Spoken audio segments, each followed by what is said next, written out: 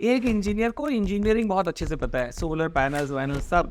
दूसरे इंजीनियर को उस इंजीनियरिंग के अलावा अगर लैंड लॉस पता है, I will take that person, क्योंकि अगले 10 साल तक तो लैंड एक्विजिशन होने वाला है। टेक्नोलॉजी अब स्टैंडर्ड हो गई है, 25 लाख एकड़ हमें एक्वायर करनी है, तो as engineers we have to understand कि लैंड एक्विजिशन होता कैसे है। तो हमारी रिक्वायरमेंट है एंड इलेक्ट्रिसिटी की, वो पूरी तरह विंड और हाइड्रो फुलफिल नहीं कर सकता।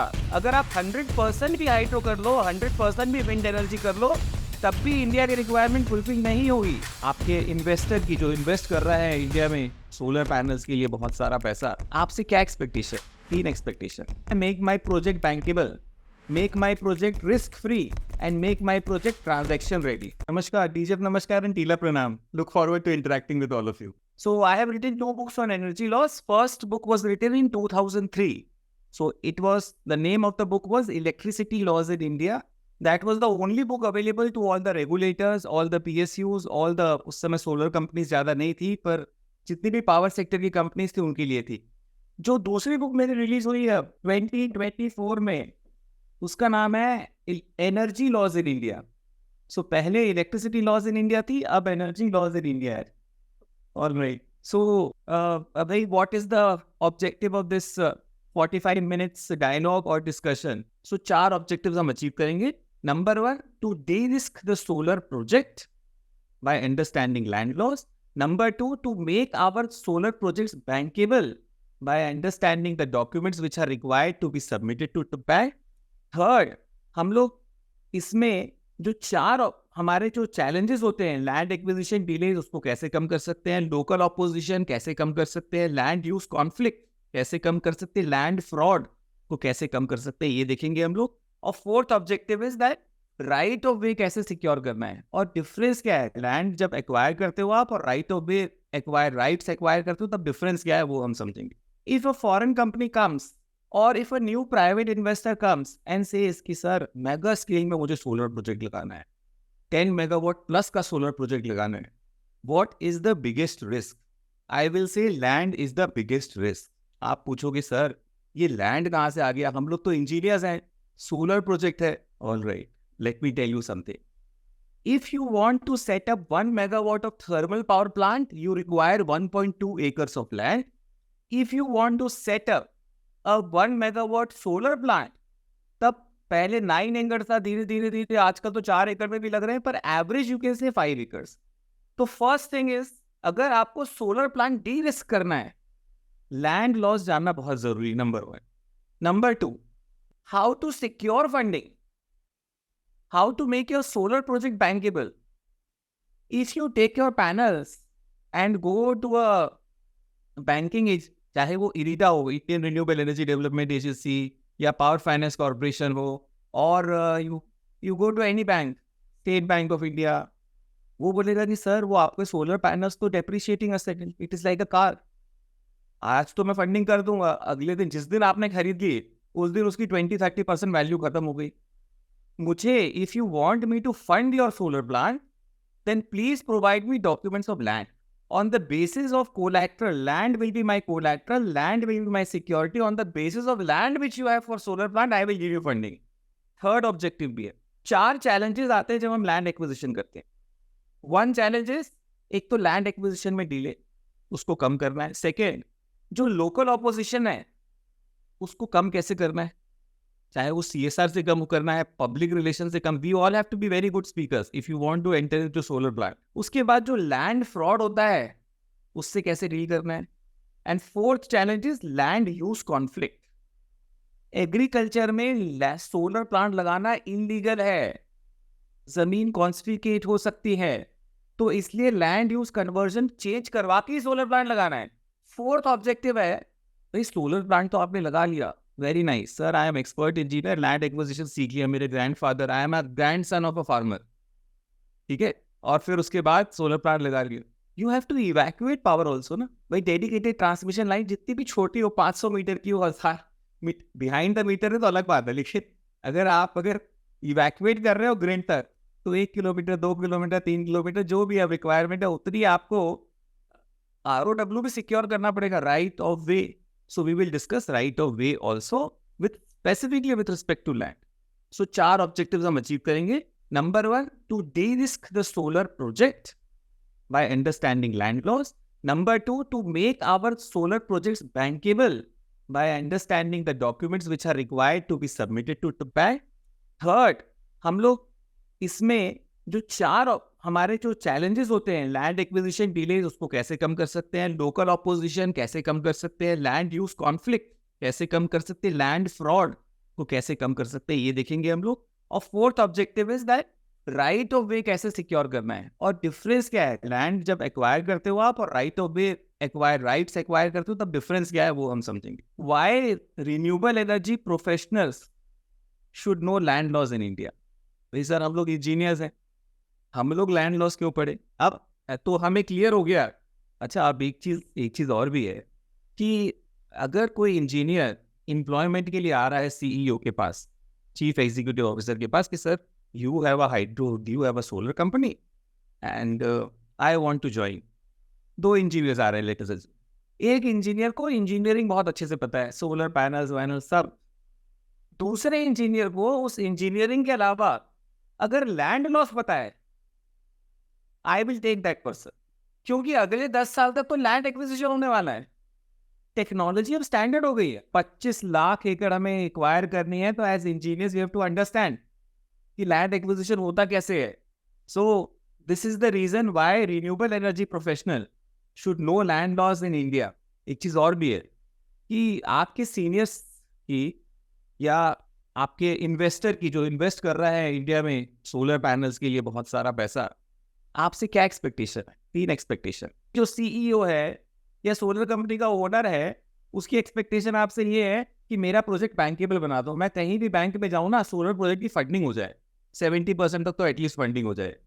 सेकेंड चीज जो सीईओ या ओनर के मन में चलता है, make my project risk free. Land is the biggest risk. आप उसको रिस्क फ्री बना दो, किसी तरह से कोई नोटिस नहीं आना चाहिए, मेरे पास कोर्ट के केसेस ज्यादा नहीं चलने चाहिए, प्रॉब्लम नहीं आनी चाहिए. थर्ड जो ऑब्जेक्टिव है, जो ओनर का या सीईओ का या मैनेजमेंट का ऑब्जेक्टिव है, make my project transaction ready. Transaction ready का मतलब ये है, whenever I want to sell the project or exit, it should be saleable. भाई बंदे को जब दूं कि बोला हाँ ये, क्योंकि पिछले 20 साल से हमारी फर्म जो है trans India law associate legal land due diligence कर रही है. तो legal land due diligence reports को बनाती है, जो उसमें चेकलिस्ट होते हैं 70, वो चेकलिस्ट फुलफिल करती है. वो रिपोर्ट बना करके फिर जो खरीदना प्रोस्पेक्टिव बायर होता है उसको देता है. Then they decide whether we have to go for that land और we don't have to go to that land. Alright, so इसको हम बोलते हैं first party due diligence report. तो first party due diligence report का मतलब है green field project. नया सोलर पैनल, नया सोलर प्लांट लगाना है, अभी जमीन किसानों के पास है या प्राइवेट लैंड ओनर के पास है. तो आप क्या कहोगे, आप बोलोगे first party due diligence report करके मुझे रिपोर्ट बताओ. इंटेलिजेंस रिपोर्ट है, ड्यू डिलिजेंस रिपोर्ट है. आप उस रिपोर्ट को देख लेते हो कि वो लीज होल्ड है या फ्री होल्ड है, या चेन कंप्लीट है कि नहीं है, कोई और इशू तो नहीं है, कोई लोन तो नहीं है प्रॉपर्टी में. फिर आप डिसाइड करते हो अच्छा ये 5 एकड़ का लैंड ठीक है मैं खरीदूं. तो ये first party due diligence report होती है. लेकिन अब लेट अस अस्यूम बैंक को मॉर्गेज करनी या आपको किसी को रीसेल करनी है. आपने खरीद लिया, आपने सोलर पैनल लगा दिए, प्लांट बन गया आपका, सीओडी हो गई, लेकिन आपको किसी और को बेचनी है. तो आप क्या करते हो, third party due diligence report करते हो. एक फर्स्ट पार्टी ड्यू डिलिजेंस, एक third party due diligence. Third party due diligence report में आप वो पुराना तो रखते हो, लेकिन साथ में जो 1 साल या 2 साल या 3 साल जो आपने टाइम फ्रेम, आपने first party due diligence report मान लीजिए 2020 में करी और 2020 में आपने लैंड खरीद के सोलर पैनल लगा दिए, प्लांट आपका ऑपरेशनल हो गया, सीओडी कंप्लीट हो गई.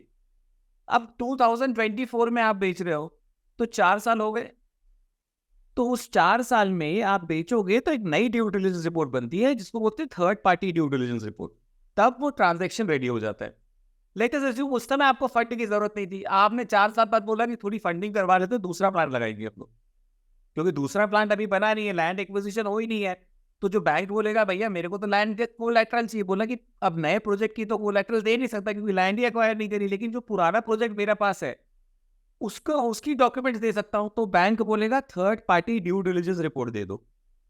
तो आपको bank Indian renewable energy development agency, State bank of India या XYZ जो भी बैंक है आपका, वो आपको फंडिंग करेगा उसके बेस में। उसको third party due diligence report बोलते हैं। Which solar companies must collect for green field, मतलब न्यू सोलर प्रोजेक्ट के लिए क्या डॉक्यूमेंट। ये 9 सेट ऑफ डॉक्यूमेंट्स अगर आपने ले लिए तो आपका project risk free, transaction ready and bankable बन जाएगा। First is ownership document, second is crop record, third is utility record, fourth is taxation record, fifth is transfer record, sixth is transmission record, seventh is location record, eighth is mortgage record and ninth is individual record, KYC। कि कौन कौन से documents चाहिए? Sir green field project है, नया project, अभी वहां पे कुछ नहीं है, खेत हो रही खेती है या अच्छा खेत मैं इसलिए बोलता हूँ क्योंकि 48% of India's land is agricultural land. So जब आप एक्वायर करने जाते हो तो 50%, 48 चलो 50 मान लेते हैं, 50% आप जब एक्वायर करने जाते हो तो अपने आपको खेती दिखेगा,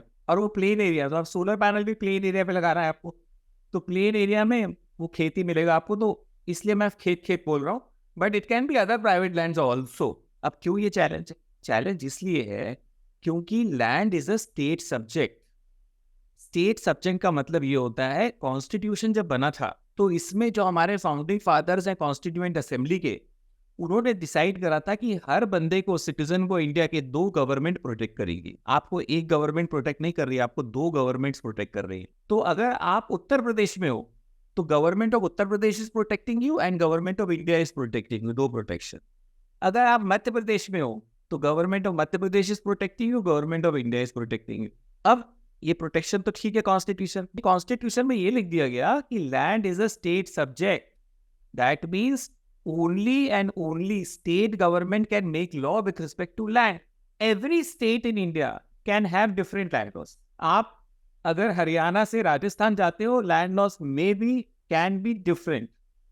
आप हरियाणा से राजस्थान से गुजरात जाते हो फिर अलग, गुजरात से महाराष्ट्र जाते हो फिर अलग। मैक्सिमम प्राइस लैंड की जो आप दे सकते हैं 5 लाख एकड़, उससे ज्यादा नहीं, क्योंकि 5 लाख एकड़ एक बेंचमार्क फिगर है। 50,000 हो पर एकड़ गुड, 1 लाख हो तब भी गुड, 2 लाख हो मतलब 5 लाख से ऊपर की जमीन नहीं लेनी खरीद। सोलर प्लांट ही नहीं लगा रहा है वहां, क्योंकि जब आप टैरिफ भी डिटरमाइन करोगे, जब अपनी कैलकुलेशन भी करोगे, ROI जो भी करना है आप करोगे, डिटर्मिनेशन में भी 5 लाख पर एकड़ से ज्यादा नहीं होगा। ठीक है, तो ये बात तो साइड रखते हैं, लैंड पे आते हैं जरा। अब लैंड पे हमें पता चल गया कि कैसी लैंड लेनी है, कितने प्राइस में आपको लैंड लेनी है, और अगर कितना इन्वेस्टमेंट आपको करना है। आप डॉक्यूमेंट के नाम से कंफ्यूज मत, आप पर्पस से जाओ। पहला पर्पस ये है कि भैया जिस लैंड को मैं खरीदने वाला हूं उसकी ओनरशिप किसके पास है, क्योंकि I would like to deal with the owner. तो आप किसी भी स्टेट में हो, महाराष्ट्र में, गुजरात में, मध्य प्रदेश में और हरियाणा में, तो आप बोलोगे कि सर आपके स्टेट में ओनरशिप रिकॉर्ड क्या है। हर स्टेट का बंदा अलग अलग बताएगा। यूपी में बंदा बोलेगा खतौनी, अगर खतौनी आप पढ़ लेते हो तो आपको पता चल जाएगा ओनरशिप। आप अगर तमिलनाडु में जाओगे तो बंदा बोलेगा पट्टा चिट्ठा, तो पट्टा चिट्ठा आप खोल लेते हो तो आपको पता चल जाएगा ओनरशिप। महाराष्ट्र में जाओगे, गुजरात में जाओगे तो बोलेगा फॉर्म 7, अंग्रेजी में बोलते हैं रिकॉर्ड ऑफ राइट्स, इसका राइट है उस पर। तो फर्स्ट डॉक्यूमेंट जो आपको आइडेंटिफाई करना है, आपको इट इज एग्नोस्टिक, मतलब कहीं भी किसी भी स्टेट में आप जाओगे आप ढूंढोगे क्या है ओनरशिप रिकॉर्ड क्या है, और वो ओनरशिप रिकॉर्ड चाहे वो खतौनी यूपी में हो, चाहे पट्टा चिट्टा महाराष्ट्र में, सॉरी फॉर्म 7 महाराष्ट्र में हो, पट्टा चिट्टा तमिलनाडु में, वो कर लो, या आप बोल दो ROR इंग्लिश में, रिकॉर्ड ऑफ राइट। अब चलो सर ओनरशिप तो हमें पता चल गई, पर यहाँ पे एक और चैलेंज है, पोजेशन। आपको दिल्ली में उसने दिखा दिया डॉक्यूमेंट कि सर ये है सेल डीड, ये ओनरशिप है, खतौनी है, लेकिन जब आप वहां जाओगे खेत पे तो पता चले भैंस का तबेला बना हुआ है, कोई एनक्रोचमेंट है, या कोई उस जगह पे बैठा हुआ है।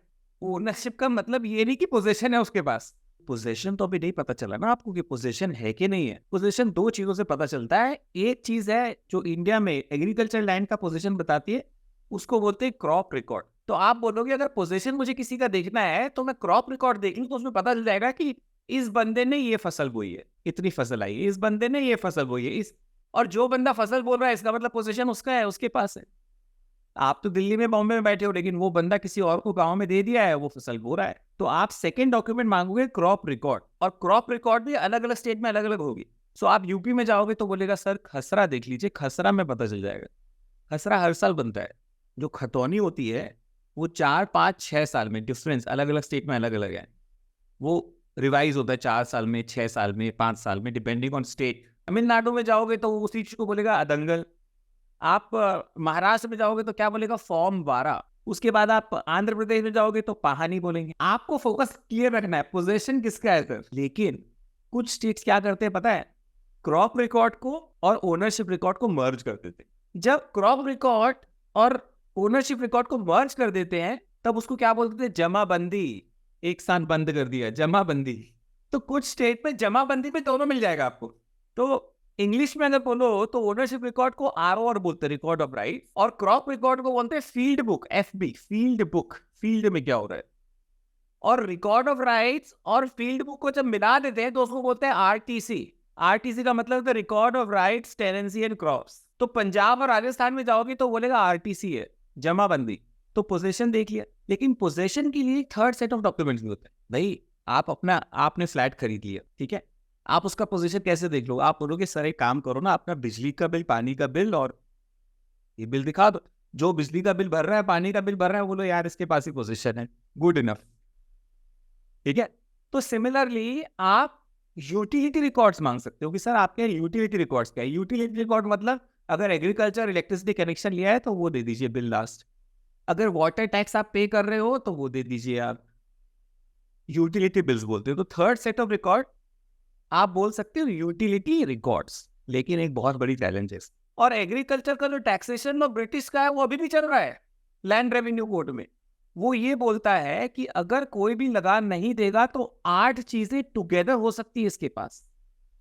मतलब आप सोचिए, अगर 100 रुपए का लगान आपका नहीं जमा है तो सिविल अरेस्ट इमीडिएटली हो सकता है, सिविल अरेस्ट, जेल जा सकते हैं। सेकेंड, आपकी लैंड को जब्त इमीडिएटली करा जा सकता है, आपकी लैंड में रिसीवर इमीडिएटली अपॉइंट हो सकता है, आपका लैंड में अगर कोई खेत में अगर कोई पोटैटो है जो भी लगा हुआ है उसको एसडीएम काट के बेच सकता है। इस तरह से 8 चीजें एक नहीं करेगा, वो 8 साथ में कर सकता है, अलाउड है, लिखा हुआ है, ये सारे लैंड रेवेन्यू कोड में ऐसे लिखा हुआ है। आप एज अ इंजीनियर कुछ भी करते हैं, जो आपकी सोलर कंपनी का डायरेक्टर है या सीएमडी है उस पर डायरेक्टली गाज गिरेगी अगर कोई गलत हुआ, रिस्क हुआ, क्योंकि वाइकेरियस लाइबिलिटी है। इसको खत्म करने के लिए, इस लाइबिलिटी या इस रिस्क को खत्म करने के लिए, जो फर्स्ट चार्ज है लैंड पे उसको खत्म करने के लिए हमें देखना है टैक्सेशन रिकॉर्ड। तो जो आप फोर्थ सेट ऑफ डॉक्यूमेंट मांगोगे कि सर यहाँ पे जो लैंड का टैक्सेशन रिकॉर्ड है या जो आपका लगान है उसका रिकॉर्ड क्या है, तो वो अलग अलग बताएगा। वो बताएगा कि वो ट्रेजरी स्लिप है सर वहाँ पे देना है, वो कुछ और बताएगा कि सर उसमें लगान में ऐसा होता है, ये फॉर्म भरना है, XYZ ABCD बहुत सारी चीज़ें बताएगा। आप बोलो कि सर वो भर के दे दीजिए, आप कितना भी कम हो, ज़्यादा भर दीजिए, कोई प्रॉब्लम नहीं, कम मत भरिए बस। लेकिन एक और बहुत बड़ा चैलेंज है, और वो चैलेंज ये है कि लिमिटेशन एक्ट ये कहता है कि अगर किसी भी सड़क के बीच में आपने घर बना लिया और 30 साल तक सरकार ने ऑब्जेक्ट नहीं करा, आप समझ ली वो जमीन आपकी, इसको बोलते हैं एडवर्स पोजेशन। तो ये एडवर्स पोजेशन में एज पर limitation act now the rights of the government और rights of any other party diminish, आप उसको एनफोर्स नहीं कर सकते। सिमिलर प्राइवेट लैंड में भी है, 15 साल तक अगर आपने किसी प्राइवेट लैंड को ऑक्यूपाई कर लिया, एडवर्स पोजेशन कर लिया, और जो प्राइवेट पार्टी से उन्होंने ऑब्जेक्ट नहीं करा, तो एडवर्स पोजेशन आपका हो जाएगा। अब ऐसा ना हो कि हमने तो सोलर प्रोजेक्ट के डॉक्यूमेंट देख लिए और पता चला 10 साल पहले किसी और की लैंड थी, हमारे जिससे बंदे से हम ले रहे हैं, जिसका हमने सबसे पहले हमने जिस बंदे का देखा ओनरशिप रिकॉर्ड, फिर हमने देखा क्रॉप रिकॉर्ड, फिर हमने देखा यूटिलिटी रिकॉर्ड, फिर हमने देखा टैक्सेशन रिकॉर्ड, सब बिल्कुल मिल गया हमको। लेकिन 10 साल पहले वो जमीन एडवर्स पोजीशन करी थी हमारे बंदे ने जिससे हम ये डॉक्यूमेंट ले रहे हैं, और वो पुराना बंदा अगर आ गया अभी और उसने हमें नोटिस सर्व कर दिया, तब तो हमें इविकेट करना पड़ेगा लैंड। या एक काम करिए, ये प्राइवेट की बात करी मैंने, 25 साल पहले वो जमीन लेटर से नाजुल जमीन थी, या 25 साल पहले वो जमीन फॉरेस्ट की लैंड थी, then what happens, then notice can come from forest officer any time कि भाई वेकेट द लैंड। तो आप इसका क्या रास्ता निकालते हो, आप मुझे पिछले 30 साल के चैनल रिकॉर्ड्स दे दो। 30 साल में चैनल में एक के बाद एक के बाद एक के बाद एक के बाद कहां तक अब तक जो जमीन आई है उसका चैनल मुझे चाहिए, so that I am clear, my company is safe and risk free, and I understand कि भैया ये लैंड जो है 30 साल तक चेन कंप्लीट है पूरी की पूरी, मतलब लीगल वे में ट्रांसफर हुई है। चैनल रिकॉर्ड्स का क्या करना है? चैनल रिकॉर्ड्स को समझने के लिए आपको दो डॉक्यूमेंट्स के सेट लेने पड़ते हैं, एक है ट्रांसफर रिकॉर्ड्स, दूसरा है ट्रांसमिशन रिकॉर्ड्स। ट्रांसफर रिकॉर्ड मतलब जब आप गवर्नमेंट से इंटरैक्ट करके, so for example sale deed है, आपने रजिस्टर करवा दी, ट्रांसफर रिकॉर्ड। आपने गिफ्ट डीड है, रजिस्टर करवा दी, ट्रांसफर रिकॉर्ड। कन्वेंस डीड है, रजिस्टर करवा दी, ट्रांसफर रिकॉर्ड। रिलिंक्विशमेंट डीड है, रजिस्टर करवा दी, ट्रांसफर रिकॉर्ड। ये सब ट्रांसफर रिकॉर्ड्स है। तो आप बोलो जितनी बार ट्रांसफर हुआ है वो मेरे को आप कॉपी दे दीजिए सारी की सारी नंबर। दूसरा है transmission record. Transmission record happens bye operation of law. भाई फादर है, उसके बेटे हैं 2 या 3, उनमें अपने आप ही ट्रांसमिशन हो रहा है ना, ट्रांसमिशन हो रहा है, ट्रांसफर नहीं बोला है मैंने, ट्रांसमिशन बोला है मैंने। तो अगर लीगल हेयर सर्टिफिकेट है वो ट्रांसमिशन रिकॉर्ड है, सक्सेशन सर्टिफिकेट है ट्रांसमिशन रिकॉर्ड है, विल है, inheritance by partition of Hindu undivided family है, ट्रांसमिशन रिकॉर्ड है। फैमिली अरेंजमेंट अगर आपने मिलकर कर लिया भाई बहनों ने और फैमिली ने, तो वो ट्रांसमिशन रिकॉर्ड है। वो रजिस्टर जरूरी नहीं हो रजिस्टर्ड हो सकता है नहीं हो रजिस्टर्ड हो। फैमिली में oral oral transmission is also valid. मैं आप तो कागज की बात कर रहे हैं, पूरा ओरल ट्रांसमिशन इज वैलिड। और जब ओरल ट्रांसमिशन हो रहा है तो अब क्वेश्चन ही आएगा, सर रमेश जी बोलेंगे कि सर ये ओरल ट्रांसमिशन तो आपने बोल दिया valid, transfer of property act में ओरल ट्रांसमिशन, मुझे कैसे पता चलेगा ओरल ट्रांसमिशन कैसे हो रहा है? कोई बात नहीं सर, इसमें आपको क्या करना है, फैमिली ट्री बनानी। फैमिली ट्री बना लो आप खुद, कि दादाजी ये थे, बेटे ये थे, ये यहाँ से भी 30 साल तक ही बनानी, उससे पहले नहीं बनानी, not required after before beyond 30 year. So अगर 2024 चल रहा है तो आप 1994 के बाद की फैमिली ट्री बना लीजिए, खत्म। 3 जनरेशन 4 जनरेशन से ज्यादा नहीं आने वाले। जो ट्रांसफर रिकॉर्ड है और ट्रांसमिशन रिकॉर्ड है, इनको जब आप कंबाइन कर लेंगे 30 साल तक का, एक कंबाइंड डॉक्यूमेंट भी होता है फॉर एग्रीकल्चर ओनली। इसको बोलते हैं दाखिल खारिज, अलग अलग स्टेट में अलग अलग बोलते हैं। मतलब आप जो रिकॉर्ड है रेवेन्यू रिकॉर्ड में, उसमें चेंजेस करवाते हैं। चेंजेस कैसे करवाते हैं? जैसे मान लीजिए सेल डीड हुई एग्रीकल्चर लैंड की, सेल डीड के बाद आप जाते हैं रेवेन्यू अथॉरिटी के पास। रेवेन्यू अथॉरिटी अलग अलग स्टेट में अलग अलग रेवेन्यू अथॉरिटी, और बोलते हैं कि मैंने ये जमीन खरीद ली, आप इसको एक्सेप्ट कर लो, दाखिल कर लो अपने यहाँ, और जो पुरानी जिसकी नाम था उसको खारिज कर दो, खत्म कर दो उसको। कई बार इसको म्यूटेशन रिकॉर्ड्स बोलते हैं, कई बार इसको फरफर बोलते हैं, फरफर उतारा, फॉर्म 8 उतारा। अलग अलग स्टेट में अलग अलग है, मैं इसको सिंपल वे में बोल रहा हूँ कि इसको आपको म्यूटेशन करवाना है इसको। चलिए, जिस तरह से ट्रांसफर का म्यूटेशन होता है, सिमिलरली ट्रांसमिशन रिकॉर्ड का म्यूटेशन होता है। तो अगर आपका लीगल हेयर सर्टिफिकेट है तो आप दे दोगी रेवेन्यू अथॉरिटी को, या फिर आपका फैमिली अरेंजमेंट आपने कुछ बनाया है वो आप एप्लीकेशन दे दोगी, भैया म्यूटेशन करवा दो। आप अगर नहीं भी देते तब भी कोई प्रॉब्लम नहीं है फैमिली अरेंजमेंट में, ट्रांसमिशन में। क्यों नहीं प्रॉब्लम है? क्योंकि हर 4 साल 5 साल 6 साल अलग अलग स्टेट में अलग अलग है, एक सर्वे होगा। उस सर्वे में रेवेन्यू अथॉरिटी आएगा, बोलेगा हाँ भाई इस खेत में क्या है, तो जब आप बोलोगे नहीं पहले दादाजी थे, दादाजी नहीं रहे, अब पिताजी के पास आ गई है, तो वो सर्वे में खुद ही कर देगा। ट्रांसमिशन में खुद भी होता है, not required you have to do it. हमने ये देख लिया 6 सेट ऑफ डॉक्यूमेंट जैसे आपने बताया है। 7वां एक डॉक्यूमेंट है जो बहुत इंपॉर्टेंट है, वो ये है, वो आता है कॉन्ट्रैक्ट एक्ट। कॉन्ट्रैक्ट एक्ट बोलता है स्पेसिफिक इज टेरिफिक। इसका मतलब ये है, जब भी आप किसी भी चीज में 4 चीजें लिख देते हो, नॉर्थ साउथ ईस्ट वेस्ट, तो वो बड़ा स्पेसिफिक हो जाता है कि आप इस जमीन की बात कर रहे हो। तो हमारे लिए जो नेक्स्ट रिकॉर्ड, 7th रिकॉर्ड जो इंपॉर्टेंट होता है, वो है लोकेशन रिकॉर्ड। तो आपको देखना पड़ेगा कि उस स्टेट में, जिस स्टेट में आप सोलर के लिए लैंड ले रहे हो, उसकी लोकेशन। तो अगर आप अलग अलग स्टेट में अलग अलग है, यूपी में जाओगे तो खतौनी नक्शा, अक्ष बोलते हैं उसको, फिर कहीं पे नजरी नक्शा है, विलेज मैप बोलते हैं किसी में, कहीं पे कैडेस्ट्रियल मैप बोलते हैं, अलग अलग जगह पे अलग अलग। लेकिन आपको फोकस क्या करना है? Location record. भाई मुझे कैसे, खेत तो किलोमीटर तक खेत फैले, मुझे कैसे पता कि कौन सा प्लॉट ऑफ लैंड मैं लेने वाला हूं? तो लोकेशन रिकॉर्ड। चलिए, अब लोकेशन भी आपने आइडेंटिफाई कर ली, वो भी क्लियर हो गया। व्हाट इफ कि बंदे ने पहले से कोई लोन ले रखा है स्टेट बैंक ऑफ इंडिया से या कॉर्पोरेशन बैंक से, आपने अगर लैंड ले ली बिना चेक करे, तो लोन की लायबिलिटी आपको ट्रांसफर, क्योंकि लोन तो लैंड पे है ना। तो बंदा क्या करेगा, वो नोटिस बोर्ड लगा देगा एक कि अब ये जमीन स्टेट बैंक ऑफ इंडिया की है। अब तो लॉज भी और भी स्ट्रिक्ट हो गए हैं।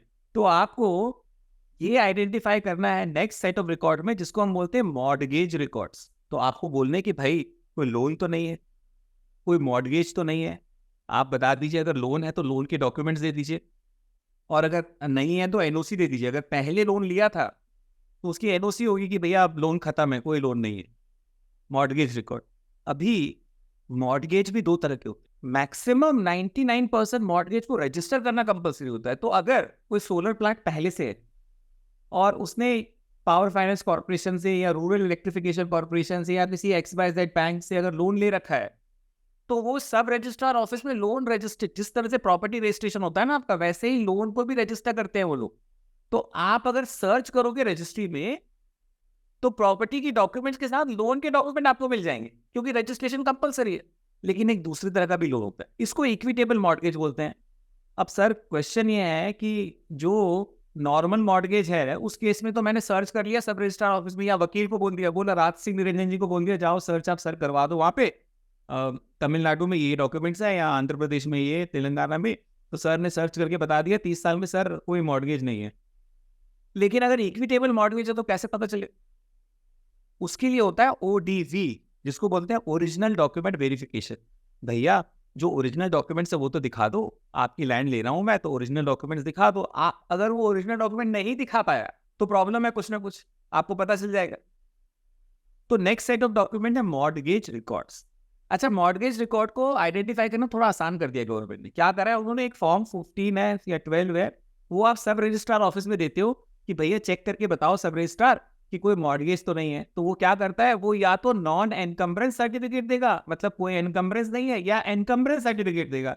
एनकम्बरेंस सर्टिफिकेट मतलब कि इस PFC REC या जो भी बैंक है उसमें लोन है, नॉन एनकम्बरेंस का कोई एनकम्बरेंस नहीं है। उससे आपको आसानी हो जाएगी, कोई और रजिस्ट्रेशन हुआ नहीं है। ऑलराइट। अच्छा, ये भी अलग अलग स्टेट में अलग अलग है। कुछ स्टेट 20-30 साल का एक साथ दे देंगे, कुछ स्टेट बोलेंगे हर साल का ले लो, अप्लाई करो। तो उस स्टेट वाइज अब ये डॉक्यूमेंट सारे के बाद आपको ये जानना जरूरी है कि जिस बंदे से आप खरीद रहे हो वो बंदा कौन। इसको बोलते हैं KYC, नो योर कस्टमर। तो KYC डॉक्यूमेंट आपको लेना जरूरी है। इंडिया में कुछ कुछ लोगों को प्रोटेक्शन दी गई है। प्रोटेक्शन इस तरह से दी गई है कि उनके साथ कोई अनजस्टिफाइड एक्ट नहीं होना चाहिए। कुछ कम्युनिटीज थी इंडिया की, जैसे फॉर एग्जांपल मध्य प्रदेश में अगर शेड्यूल्ड ट्राइब की आप जमीन ले रहे हैं तो वो प्रोटेक्टेड टेनेंट है। तो वो बोलते हैं कि भैया देखो, आप किसी को धोखा नहीं दे सकते। अगर शेड्यूल्ड ट्राइब है तो सरकार उसको प्रोटेक्शन देगी। पहले कलेक्टर से अप्रूवल लो तब आपके शेड्यूल्ड ट्राइब की जमीन लेना अलाउड है। ऐसा नहीं कि अलाउड नहीं है, अलाउड है, लेकिन एक सेकेंड लेयर ऑफ अप्रूवल है तभी अलाउड है। गुजरात में आप जाओगे तो फार्म एग्रीकल्चरल लैंड सिर्फ फार्मर खरीद सकता है। अगर आप फार्मर नहीं हो तो नहीं खरीद सकते, तो आपको कलेक्टर से अप्रूवल लेनी है। तो आपको ये देखना पड़ेगा कि आपका जो बंदा है जिससे आप जमीन ले रहे हो वो प्रोटेक्टेड टेनेंट तो नहीं है। अगर वो प्रोटेक्टेड टेनेंट है, किसी भी तरह का प्रोटेक्शन है उसको, तो आप उसकी अप्रूवल ले लो और फिर खरीदो। दूसरा, आप उसको पैन लेना पड़ेगा, आपको परमानेंट अकाउंट नंबर। अगर आपका TDS जमा करना है और वैल्यूएशन 50 लाख से ज्यादा है तो आपको पैन नहीं होगा आपके पास, तो ज्यादा TDS काटना पड़ेगा, तो डिस्प्यूट हो जाएगा बाद में। लेकिन एक चीज बताता हूं, एग्रीकल्चर लैंड खरीदने बेचने के लिए TDS not applicable, not applicable. पर एक्सेप्शन है उसके कि शहर के पास की जमीन है तो एप्लीकेबल। नेक्स्ट, आधार लेना जरूरी है। आधार क्यों चाहिए? क्योंकि अब सब रजिस्ट्रार ऑफिस में रजिस्ट्रेशन नहीं हो पाई, आपने सारा चेकलिस्ट कर लिया, ड्यू डिलिजेंस कर लिया, फिर पता चला आधार ही नहीं है बंदे के पास, और मैच करना आसान हो जाएगा कि जो डॉक्यूमेंट्स दिए हैं और आधार में क्या नाम है, डिफरेंस तो नहीं है। ये 9 सेट ऑफ डॉक्यूमेंट्स अगर आपने ले लिए तो आपका project risk free, transaction ready and bankable बन जाएगा। तो ग्रीन फील्ड प्रोजेक्ट में आपको सेफ्टी हो जाएगी। ग्रीन फील्ड प्रोजेक्ट में आप कोई भी सोलर पैनल्स प्लांट लगा सकते हैं। पर ब्राउन फील्ड अगर प्रोजेक्ट लगाना है आपको, तब एडिशनल डॉक्यूमेंट्स, 3 एडिशनल डॉक्यूमेंट्स और चाहिए होंगे। वो 3 एडिशनल डॉक्यूमेंट्स हो सकता है क्योंकि वो थोड़े लंबे हैं, तो मे बी हम नेक्स्ट वर्कशॉप में या सेशन में इसको फिर से डिस्कस करेंगे। So hope I conclude my session and workshop with this discussion. Hope it was useful to all of you. अगर आप लोगों को और डिटेल में जानकारी चाहिए या आपको समझना है तो आप इलेक्ट्रिसिटी लॉस, जो एनर्जी लॉस की बुक है, वो परचेज कर सकते हैं। नॉमिनल बुक है, तिवारी जी से आप कांटेक्ट करेंगे, वो भी फाउंडेशन को गिफ्टेड है। तो foundation is the publisher, DGF, वहाँ से आप ले सकते हैं। और अगर आपको पढ़ने से ज़्यादा आपको लगता है कि वॉच करके आप ज़्यादा सीखेंगे, तो यूट्यूब चैनल है। यूट्यूब चैनल में आप मेंबर बन सकते हैं और यूट्यूब चैनल को देख सकते हैं, तो आपको समझ में आ जाएगा कि कौन कौन से जो फाइनल पॉइंट्स हैं इलेक्ट्रिसिटी लॉस के भी, ऑल्सो सोलर लैंड एक्विजिशन के। सपोज करो लैंड प्रोक्योर कर लिया है ना, और रिपोर्ट भी रेडी कर दिया, लेकिन हम जनरली क्या फेस करते हैं, लोकल्स जो साइट के आसपास रहते हैं ना, वो बहुत प्रॉब्लम क्रिएट करते हैं। Even after during operation of plant हम काम भी करते हैं। आपने कभी ऐसा अभी तक फेस किया है कि लैंड प्रोक्योर होने के बाद भी, पेपर्स के बाद भी लोकल प्रेशर कर रहे हो, काम नहीं करने दे रहे हो, ऑपरेट नहीं करने दे रहे हो, इस तरह का कुछ अभी तक? सारे प्रोजेक्ट्स में लोकल ऑपोजिशन होता है, और जैसे ही आपका लोकल ऑपोजिशन होता है, लोकल ऑपोजिशन के कारण लैंड के रेट्स भी बढ़ जाते हैं। यहाँ पे CSR और PR, पब्लिक रिलेशंस, दो चीजें बहुत इंपॉर्टेंट हो जाती है। लोकल ऑपोजिशन और PR, जो लोकल ऑपोजिशन है सारे प्रोजेक्ट्स में होता है मैक्सिमम, अगर बड़े प्रोजेक्ट्स है तो किसी ना किसी किसान को, किसी ना किसी लैंड ओनर को कोई ना कोई समस्या होती है। ठीक है, एक तो स्टेज 1 है इसका समझने का कि आप लॉ की राइट साइड पे रहो। टू अंडरस्टैंड, जो आज का सेशन है इसलिए और भी इंपॉर्टेंट है कि सबसे पहले तो लॉ अच्छे से समझ लो कि क्या है, so that you are empowered. ज्ञान में शक्ति, नॉलेज इज पावर। सो आपकी नेगोशिएटिंग पावर, आपकी डिस्कशन की पावर, चाहे वो फार्मर हो चाहे लैंड ओनर हो, ज्यादा बढ़ जाती है। सेकेंडली, अगर कोई एक्सटर्नल एजेंसी इन्वॉल्व हो रही है, लॉ एंड ऑर्डर की या SDM या कोई भी रेवेन्यू ऑफिसर इन्वॉल्व हो, तब भी because of your knowledge you are able to discuss it better. तो फर्स्ट स्टेज है कि पूरे अच्छे तरह से land laws you should know. Second thing is, एक और चीज इंपॉर्टेंट है विच इज ह्यूमन लेवल। ठीक है, और उस ह्यूमन लेवल पे you have to find solution to the local people. इसके लिए दो चीजें चाहिए, एक तो CSR, कॉर्पोरेट सोशल रिस्पॉन्सिबिलिटी के लिए कुछ फंड अलग से आपकी कंपनी को रखना चाहिए। दूसरा PR, पब्लिक रिलेशंस, एक बंदा वहां पे आपका रहना चाहिए जो सबसे बात करता रहे फेस टू फेस, और वो सबसे बात करता रहे, उसको ये बताता रहे कि जो सोलर प्लांट है ये एक साइलेंट एंड गुड नेबर है। सबसे अच्छा नेबर अगर कोई है ना, मैं बता रहा हूँ, सोलर प्लांट है। आप अगर मेरे खेत के बाजू में सोलर प्लांट लग जाए तो क्या है, वो साइलेंट है, वो आवाज थोड़ी कर रहा है, कोई फैक्ट्री थोड़ी लगी हुई है। नंबर 1। नंबर 2, एक तरफ की बाउंड्री, क्योंकि आप अपने सोलर प्लांट को सिक्योर करने करोगे तो आप क्या करोगे, एक बाउंड्री वॉल बनाओगे। उस बाउंड्री वॉल से तो मेरा आधा खेत भी सेफ हो गया ना। आपको बनाना पड़ेगा, ये एजुकेट करना पड़ेगा सर, कि आप सोचो, आप अगर चारों तरफ अपनी बाउंड्री वॉल, एक किसान है उसका सोलर प्लांट के पास में खेत है, वो अगर अपनी बाउंड्री वॉल करता है तो उसका कितना चार तरह का खर्चा लग जाएगा। यहाँ पे एक तरफ से बाउंड्री वॉल सिक्योर, और वहां पे सिक्योरिटी भी होती है, तो ज्यादा एरिया सिक्योर है। रात बेरात आप काम करते हो तो कोई बंदा वहां पे सोलर प्लांट को सिक्योर करने के लिए खड़ा रहता है। इस तरह की एक ट्रेनिंग लेकर के आप पूरे टीम मेंबर्स को ट्रेनिंग दे दो कि आपको क्या क्या, कब कब, कहाँ कहाँ बोलना है। You have to work with local people. Third is जो ईजमेंट राइट है। देखो, आप अपना ईजमेंट राइट ले रहे हो, अगर पीछे जंगल है, चराने का एरिया है, अब उनकी भैंस और गायें उसको क्रॉस करती थी लैंड को, आपने पूरा एम्बार्कमेंट कर दिया, आपने वॉल बना दी पूरी। अब उन बंदों को पूरा रीरूट करना पड़ेगा अपनी भैंसों को ले जाने के लिए। तो एज अ PR आपको उनको थोड़ा सा पब्लिक रिलेशंस इंप्रूव करना पड़ेगा, और पब्लिक रिलेशंस इंप्रूव करने के लिए उनके लिए प्रैक्टिकल सॉल्यूशंस ढूंढना पड़ेगा, उनको मोटिवेट करना पड़ेगा। तो ये एक बहुत इंपॉर्टेंट कॉम्पोनेंट है जिसको आप लोग भूल जाते हैं, ये ह्यूमन एस्पेक्ट है। सो दो लेवल्स पे आपको वर्क करना है इसके लिए। फर्स्ट लेवल पे, लीगल लेवल पे, तो लॉ, पॉलिसी एंड स्टैंडर्ड्स आपको बिल्कुल क्लियर होनी चाहिए, जिससे कि अगर एडमिनिस्ट्रेशन बीच में आता है तो आप क्लियर हो कि सर ये है लॉ, ये पॉलिसी, ये स्टैंडर्ड है सर स्टेट का। और दूसरा ह्यूमन लेवल पे, जहां पे आपको एम्पैथी शो करनी पड़ेगी, और पब्लिक रिलेशन और CSR, कॉर्पोरेट सोशल रिस्पॉन्सिबिलिटी करनी पड़ेगी, क्योंकि 20 साल से हम लोग ये देख रहे हैं, ये इश्यूज बार बार आते हैं, और भी इश्यूज आते हैं इसके अलावा, पर these So, I mean, it's not regarding greenfield side. I'm talking about the brownfield side, जो existing है, जैसे कि poultry farm, FCA godowns, which are almost 50 to 100 acres में रहते हैं. So, उसका जो roofing है, उसको हम solar projects convert करने से हमें, what are the risks are involved, and does land acquisition, everything has not been there, but we are doing as a secondary project in addition to whatever they're doing. So, उसमें कैसा precautions कैसा लेना पड़ेगा उसके बारे में? तो सबसे इंपॉर्टेंट एक डॉक्यूमेंट हो जाता है power purchase agreement. Power purchase agreement में जो पोल्ट्री फार्म का ओनर है और जो आपके राइट्स हैं वो क्लियर होने चाहिए, नंबर 1। दूसरा डॉक्यूमेंट जो इंपॉर्टेंट होता है वो डॉक्यूमेंट होता है रूफटॉप लीज राइट्स का। उसके लिए आपको एक लीज एग्रीमेंट या लीज राइट एग्रीमेंट या रेंट एग्रीमेंट अलग से बनाना चाहिए, जो सिर्फ रूफटॉप राइट्स की बात करेगा कि आपको एक्सेसिबिलिटी हमेशा रहेगी, आप कभी भी निकालना चाहे पैनल को निकाल सकते हैं, आपको ऑपरेशन एंड मेंटेनेंस करना है तो वो कर सकते हैं। अगर इन केस उसने सोलर पोल्ट्री फार्म किसी और को बेचा तो क्या होगा, अगर वहां पे merger and acquisition poultry farm में फैक्ट्री में हो गया तो क्या होगा, कैसे राइट्स डिटरमाइन होंगे। सेकेंड वो होता है। थर्ड जो डॉक्यूमेंट होता है जो इंपॉर्टेंट होता है इस केस में, अगर कैप्टिव पावर प्लांट, तो कैप्टिव पावर प्लांट है तो फिर आपका शेयर होल्डर्स एग्रीमेंट इंपॉर्टेंट हो जाता है। शेयर होल्डर्स एग्रीमेंट में किस शेयर होल्डर की कितना है, क्योंकि 26% शेयर होल्डिंग तो आपको फिर पोल्ट्री फार्म को या फैक्ट्री को देनी पड़ेगी ना। तो जब आप उतनी राइट्स देते हो तो क्या उनका डायरेक्टर बैठेगा, क्या आपके जो डिविडेंड्स होंगे कंपनी के वो उनको मिलेंगे 26%, कैसे आप बैलेंस आउट करोगे जो टैरिफ की कॉस्ट है या फिर जो आपका शेयर होल्डिंग पैटर्न है वो कैसे आप आपस में बैलेंस करोगे, फाइनेंशियल रिलेशन क्या रहेगा आपके साथ। ये 3 डॉक्यूमेंट्स अगर आपने फुल प्रूफ बना लिए तो legally you are sound proof. 3 documents के नाम है, number 1 is power purchase agreement जो पावर कॉस्ट की बात करता है, दूसरा है रूफटॉप लीज एग्रीमेंट जो लीजिंग राइट्स और प्रॉपर्टी राइट्स की बात करता है, third is shareholder agreements, वो बात करता है किस किस के कितने कितने शेयर्स हैं और किस किस के कितने कितने राइट्स हैं।